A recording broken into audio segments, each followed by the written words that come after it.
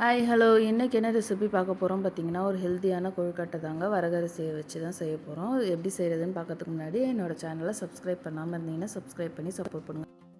இதுக்கு வந்து வரகரிசி ஒரு கப் எடுத்திருக்கேன். இதை வந்து நல்லா 3-4 வாட்டி நல்லா வாஷ் பண்ணி எடுத்துக்கலாம்.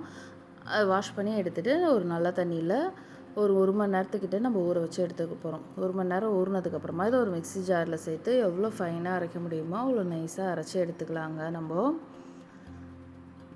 அதுக்கப்புறமா வேறு ஒரு பேனில் கொஞ்சோண்டு எண்ணெய் விட்டு எண்ணெய் சூடானதுக்கப்புறமா இதில் வந்து கடுகு உளுந்து சேர்த்துக்கலாம். பொரிஞ்சதுக்கப்புறமா கடலப்பருப்பையும் சேர்த்துக்கலாம். ஒரே ஒரு காஞ்ச மிளகா விதை நீக்கிட்டு சேர்த்துக்கலாம். இது எல்லாத்தையுமே சேர்த்து நல்லா வதக்கி விட்டுறலாங்க. இப்போ வந்து வெங்காயம், கருவேப்பிலை, ஒரே ஒரு பச்சை மிளகா இது எல்லாத்தையுமே சேர்த்து நல்லா லைட்டாக வதக்கினாலே போதும். ரொம்ப வதக்கணும் அவசியம் இல்லை. வதக்கிட்டு இது கூடவே கொஞ்சோண்டு கொத்தமல்லி, ஒரு கேரட்டை வந்து துருவி வச்சுருக்கேன், அதையும் சேர்த்துக்கலாம்.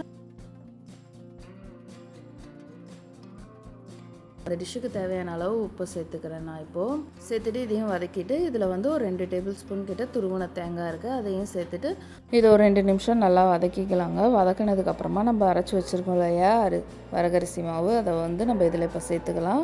இதை வந்து மீடியம் ஃப்ளேமில் வச்சு இது எல்லாத்தையுமே நல்லா ஒன்று சேர்ந்து வர வரைக்கும் நம்ம கிளறி விட்டுக்கலாம்.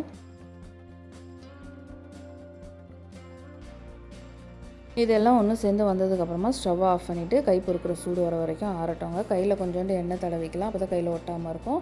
என்ன சைஸில் வேணுமோ அதுக்கேற்ற மாதிரி மாவு எடுத்து நம்ம என்ன ஷேப்லனாலும் நம்ம உருண்டை பிடிச்சி வச்சுக்கலாம். இட்லி பாத்திரத்தில் ஏற்கனவே தண்ணி ஊற்றி சூடு பண்ணி வச்சுருந்தேன். இப்போ அதில் ஒரு இட்லி துணியை விரிச்சிட்டு நம்ம அதில் வந்து இந்த பிடிச்சி வச்சுருக்க கொழுக்கட்டை எல்லாத்தையுமே நம்ம வச்சு வேக வச்சு எடுத்துடலாம் 10 நிமிஷத்துக்கிட்ட.